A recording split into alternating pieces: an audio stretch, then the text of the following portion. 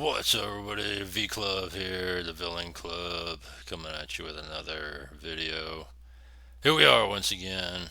That's what it's all about. Anything and everything, nothing's off the table. It's unscripted on everything, unadulterated. anything, and everything is what it is. I mean, if you got something you want to talk about, let me know. I can talk about it too. I'll give you my thoughts and opinion about it, and maybe you don't agree with it, but it's just what my thoughts are about it. And I'm an open book though, so fire away if you want to answer. Ask me anything.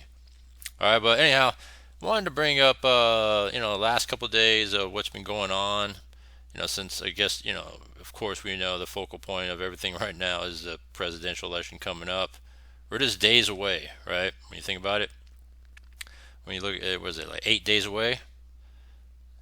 To the official day, and quite a bit of people sent in their absentee ballots and all that stuff. Um, but these nominees here are, still going away at it, just doing their thing.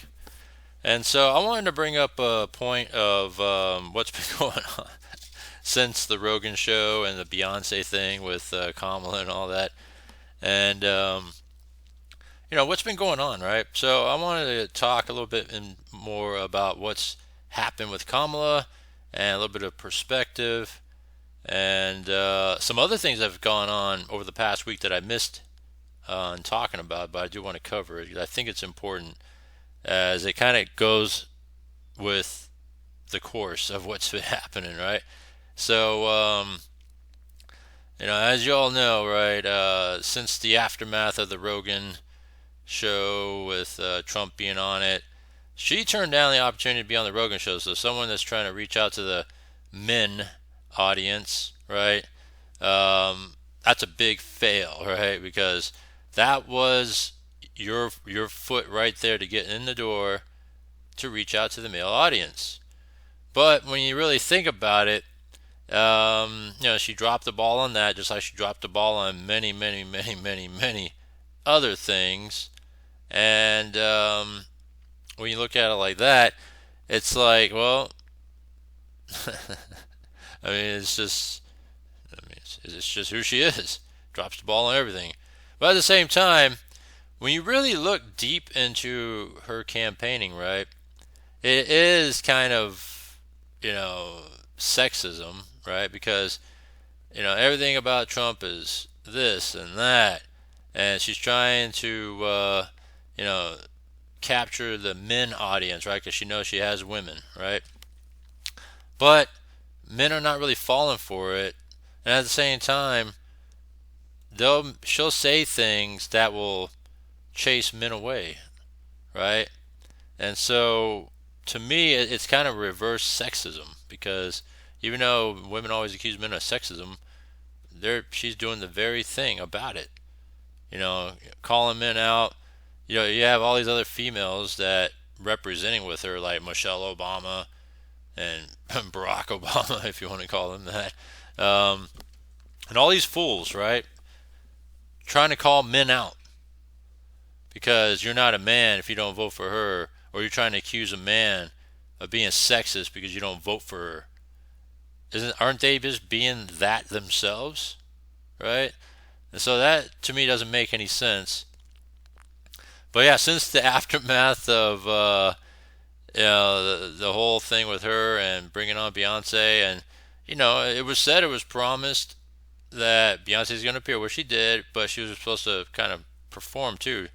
So somewhere in that there was a loss in translation of, oh no, I'm just supposed to be here just to say, hey, I support Kamala, and then but then for some reason or another, I mean, you can't really shake the advertisement because the advertisement says she's going to be there to perform. That's you can't really take that away if it's already been out there. So that's a big L on that as well. Because yeah, you scored Beyonce, but then you didn't have her perform as promised. So of course, if you don't pull through what you promise, what happens? You get booed, you get heckled, and things like that. And so that's been the talk. When you look at everything that's been going on, let me go over here. Let's see here. All right, hold on. All right, let me check it out here. It's all you've been seeing is that Kamala being heckled everywhere since then, you know. But she's been getting more and more heckled lately, especially when she went after the Christians that yelled out Jesus is Lord, and then she yelled back, "Oh, that smaller, rallies down the road," and she likes to use the same line. She got interrupted at the church the other day. Let's hear this one. When she was trying to so-called put us, to preach all of a sudden, and then they're calling her out for the phony accent once again, trying to act, I guess, black. That's why we fight for a democracy. That's why we fight for a democracy.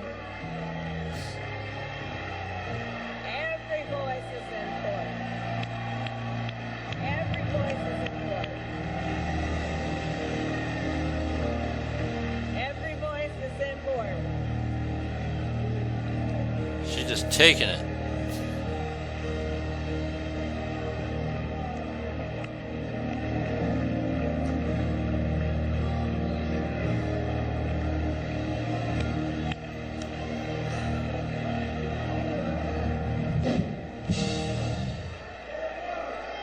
That's all right.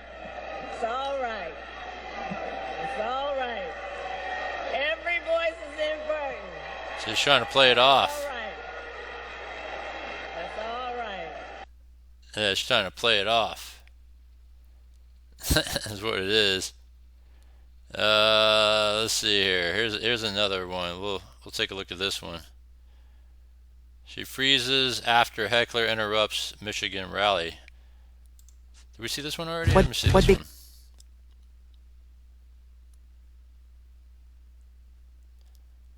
The head coach of the San Antonio Spurs, the basketball team, Greg Popovich, has launched into a anti-Trump rant that's been described as deranged. It went on for some time.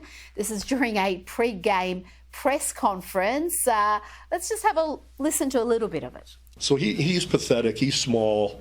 He's a whiner. We all know that. But you wouldn't have him babysit your kids. You wouldn't hire him if you had a small... in Michigan. What's interesting about it is just how poorly she handled it. Have a look. To turn the page on the fear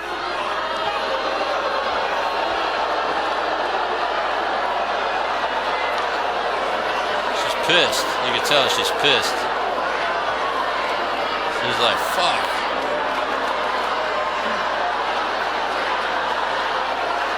She looked frightened there. She was looking off stage, I don't know, looking for advice. She was like, what the fuck? I'm just shocked that she handled something so routine so poorly. She's too fragile to handle that situation, and Kamala Harris is too fragile to be vice president of the United States, or even president for that matter, if she wins somehow. So she's just a snowflake, like everybody else in their party. Alex Stein, thanks for your time tonight. Pretty funny. Let me see if there's any other ones here. Yeah, so she got heckled during the sermon thing. She got heckled in Michigan. She got heckled at the Philadelphia rally here. This one's new too. Let's see what this one's about. We're going to take you live where Kamala Harris is speaking in the key battleground state of Pennsylvania. Let's listen in. I thank you because you have taken time this afternoon, this Sunday afternoon, out of your busy lives for us to all be here together under one roof to make the point that we are all in this together. We are all in this together. And we are all here together because we also understand how high the stakes are at this very moment. Philly, we've got 9 days. 9 days. 9 days left in one of the most consequential elections of our lifetime. And we know this is going to be a tight race until the very end. So we have a lot of work ahead of us. But we like hard work. She don't. Hard work is good work. She don't. Hard work is joyful work. And make no mistake, we will win. We will win. What if you don't? We will win. We will win. And we will win because here's how I think about it. When you know what you stand for, you know what to fight for. And this election is about two extremely different visions for our nation. One, Donald Trump's, who is focused on the past and himself. And we are not going back.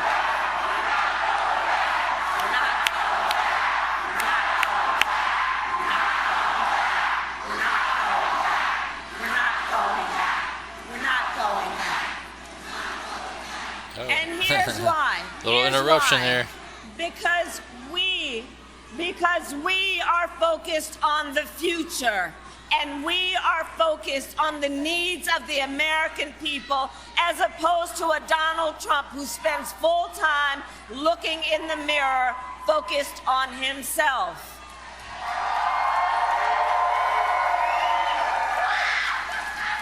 Hey, you know what? Hold on a second.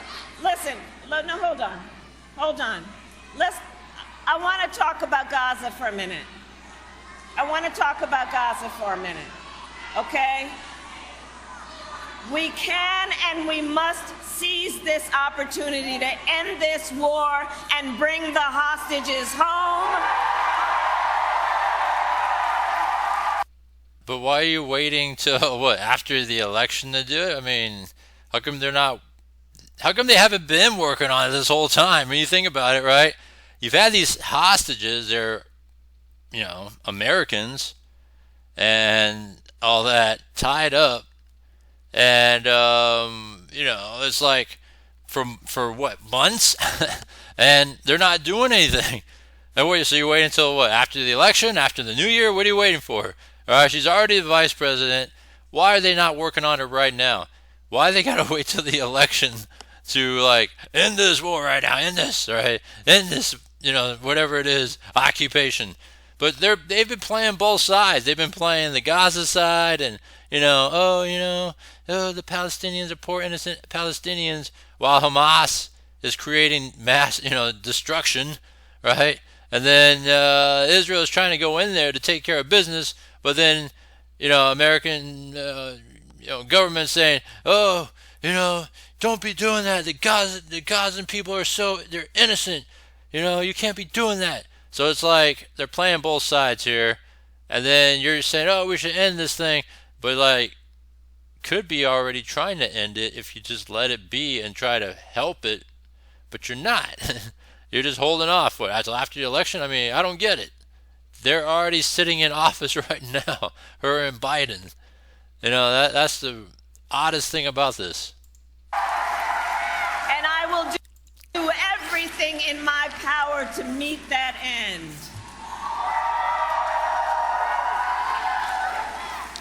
And we are here because we are fighting for a democracy. And we respect the voices of all people. Including protesters, because they love protesters. And we've got a job to do in the next 9 days to fight for this democracy we love. 9 days. And we understand we have an opportunity before us to turn the page on the fear and the divisiveness that have characterized our politics for a decade, because that's what they've been doing. They're creating a divide. Just like, you don't let Israel take care of business. You're creating this divide of bringing in illegals that we don't want and we don't care about. And then you're separating pretty much the elites versus the rest of us at the same time. You're pushing away the black community And then you're talking about trying to stop this divide. They are creating division herself, her and Biden. That's what I don't get. Because of Donald Trump, we have the ability to turn the page on that same old tired playbook because we are exhausted with it. Yeah. Okay, so the... But when you look at it, though, all right, turn the page from what? So you're saying Biden's bad? If you're trying to turn the page, so Biden was bad, right? You're just saying it, saying it without saying it. That's what it sounds like to me, because that's what turning the page means. You're turning the page from a Biden era, which was terrible, to what? Something more. I mean, when you look at what's to come, if she was to win, she is, she's more progressive than Biden. Think about it. All right, think about this for a minute. Let me pull up something here. All right, because she talked about unrealized gains, right? Unrealized gains tax proposed, right? Harris unrealized gains tax proposal. Think about that. If you're earning something, stocks, crypto, and let's say it doubled in value, you're going to get taxed off it, even though you never cashed out, because that's something that doesn't happen right now as we speak. That you are going to get taxed for something that you never cashed out on. Right? So that's what is going to happen here, that she's going to push. Now think about this, all right? Let me pull this up, because this is very fascinating as well, because there's already things set in motion here, right here. Denmark becomes the first country in the world to tax unrealized capital gains on crypto starting January 1, 2026. The tax on unrealized capital gains is 42%. All right, this is Denmark and crypto. All right, so here, capital gains is very generic, but that's everything when you think about it, whether it's stocks, crypto, because they're both similar, right? They're different, but they're similar at the same time in terms of volatility, what you can get out of it. And Denmark has already kickstarted that, which is crazy to believe, but not far-fetched that Kamala sees this. She's definitely going to push that here in the U.S.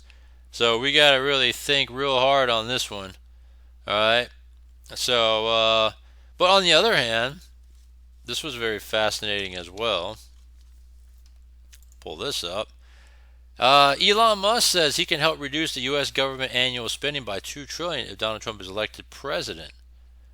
You know why? Because when you look at Elon, when you look at Trump, they have a business background.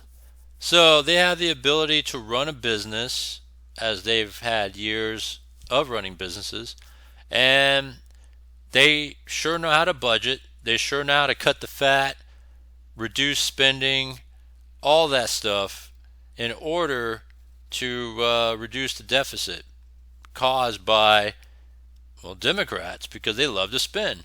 When you look at the backtrack, I'm not only going to go as far back as Obama, all right, because Obama started this, spending that didn't make any sense, right? When you think about it, you bailed out all those car companies, right? You bailed out the banks during the mortgage meltdown time, right? Mortgage meltdown, it really destroyed a lot of things, right? The economy in general, right? So car companies were going out of business, bailed them out. You had banks, a lot of them went out of business, or bankrupt at least. And what happened? Bailed them out. Bailed out the mortgage lenders, all those people that were, stuck in those situations, right? So that started it. And then he capped it off with Obamacare, all right, which is a disaster because what happened now? It gave us a tax that we got to pay now when you really think about it, because who's paying for Obamacare? And government's on the surface is, but it's coming out of us because we got to pay more in taxes and everything every day, every month, in order to cover for people that can't. For just to have them have, health care that, it shouldn't be free. And so there should be an alternative, right? And the alternative is not a single payer health care either. It's definitely not the way to go. Because if you put it under Kamala's proposal of a single payer, you know what that's going to mean?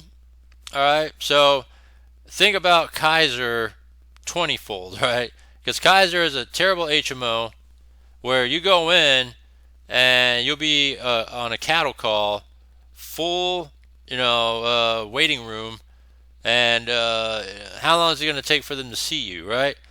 That type of thing. You can see that right now, for example, with dentists, right? Western Dental over here in California, for example. That's definitely a cattle call, right? You go to Western Dental, that's considered what they call a DMO. So that's kind of like in a sense, like a California or government-run dental program. So what happens? Well, you're in a waiting room and you got to wait hours just to get maybe a cleaning appointment or a consultation. That sort of shit. So single payer healthcare on the surface sounds good, but it's terrible because of that. All right, and then plus you're going to be under the mercy of the government. So no, that's terrible too. So you see what's happening here, right? Things are starting to unravel, things are starting to unfold, but we could stop all this from happening. And because if Kamala goes into office, it's going to be bad, real bad.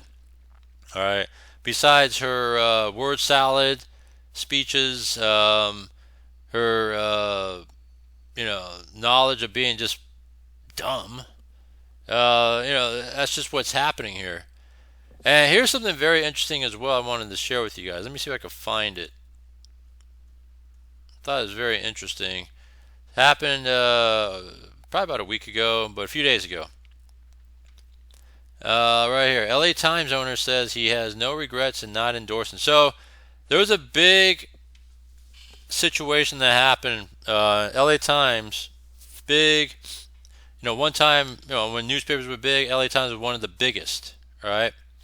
And so what happened with LA Times, let me see if I can find an article here.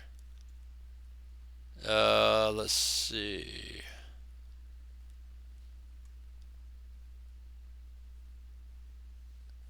Trying to find it here.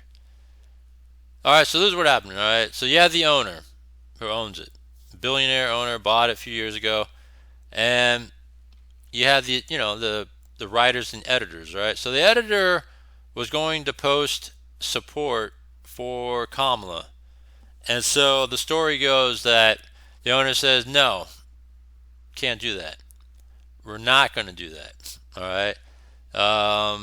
Sorry. I do own this place. You're not going to put support for her. But what I want you to do is, instead of pledging support for Kamala, what I want you to do is, I want you to share the ideas and proposals of both parties. What Trump is proposing, what Kamala is proposing.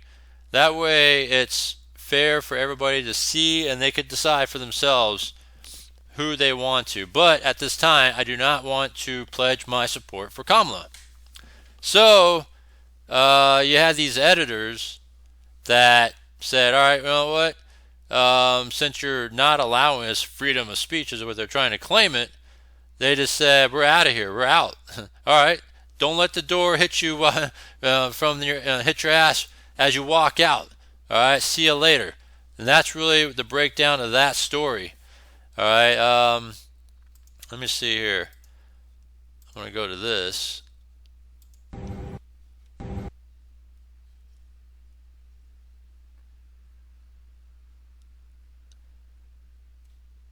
Yeah, don't let the door hit you on your ass on the way out, right? That's what they're saying. The Washington Post is making no endorsement for president for the first time since the 80s, Odo and Jeff. And look at that. Washington Post is not, pledging any support for any candidates as well, just like LA Times. Bezos killed an endorsement of Kamala Harris. The paper will be sitting this out. Post publisher Will Lewis calling this, he's the guy who was brought up from Britain, a statement of support for our readers' ability to make up their own minds. Joining us now from New York, Molly Lyon. And there's nothing wrong with that. Some people have mistaken the idea that, these newspapers, when they say they don't pledge support for no one, especially Harris, that's basically saying they're backing Trump. I mean, you could look at it as a double-edged sword, but when you look at that, it's like, I think it's fair for newspapers to say, hey, there's nothing wrong with trying to show what both are presenting, and then you give the people the ability to make up their minds. LA Times said the same thing. The Fox News correspondent. Molly, what have you been able to find out about the intensity of this revolt? Well, it's pretty interesting, and I think one of the reasons that the revolt, so to say, and then the intensity of the story really stems from the timing on this, so close to the actual election and election day. Now, for a great many decades, actually, big-name papers have stopped endorsing candidates, but the timing of this has been particularly impactful, making the story more interesting. But the other question is also the perception of editorial boards and that they're independent, that they have their own minds. And in this case, where both newspapers actually kind of reporting in this bizarre circular fashion on what's going on in their own newsrooms, the drama itself, have acknowledged that the owners played this role in the decision not to make an endorsement. And that Nothing has wrong raised with the that. question. Because, hey, you know what? The owner, in the end, calls the shots. He's the one that's paying for your paycheck. And if you don't like it, get the fuck out. About, whose insights and whose power and whose influence are affecting the editorial boards, the editorial board decision, and that has led to a slew of resignations. People that felt like they needed to make a stand to say this is not appropriate. But at most, how is that? If both owners of LA Times and Washington Post said that they want the ability to let people make up their own minds, and they're not supporting either one, what's wrong with that? You know what I'm saying? What is wrong with that? Because they weren't pro-Kamala, because this is what happened in both cases, that they weren't pro-Kamala, but they never said they were pro-Trump either. So I don't get the problem with this here. So you got a bunch of whine and crybabies. That's what liberals are, progressives, right? They're whine and crybabies because they don't get it their way, all right? So, yeah, don't let the door hit you on the way out. Mostly goes back to the timing issue. Oh, yeah. Why do this now, 10 days or so before the election? And, in my view, they tell us what to think all year long, which basically is bashing Donald Trump, and then they're punting on this. Oh, we couldn't possibly influence people. You have had, for example, at the Washington Post, board member Robert Kagan. True, because all these places, right, they do skew towards, Democrats and all that, and trash Trump. So it's interesting that all of a sudden they decided to be fair for a change, which is odd. But hey, you know what? There's still nothing wrong with that, though, to play fair and to play, hey, let the people make up their minds, even though it's been skewed the whole time before this. Resigning. And, I'll just read off some of this. Marty Maron, the former editor of the Post, spinelessness, Woodward and Bernstein saying this is surprising and disappointing. Two opinion columnists yesterday in the paper said this was terrible. 20,000 subscriptions canceled. And by the way, Jeff Bezos does a lot of business with the federal government. I think you're raising a great point there, and there was just an article in The Hill highlighting that former president actually met with leaders from Jeff Bezos' company, an aerospace company, Blue Origin, following his speech recently that was down in Austin, Texas, not necessarily with Bezos himself, but with the company, which speaks to questions as to whether or not the owners of these big papers are in any way influenced by their own personal business interests. So that raises a great point. Who cares? They own And at it. the LA Times, 3 top editors. Same thing. If Elon Musk owns Twitter, but he's allowing free speech to happen because previously it wasn't happening, okay, so what's wrong with that? What's so bad about that? Have resigned in protest. The owner, Patrick Souchon, said he wants to be less divisive in this polarized atmosphere. There you go. Very justifiable. He wants to be less divisive in this polarized atmosphere. What is so wrong with that? You know what I'm saying?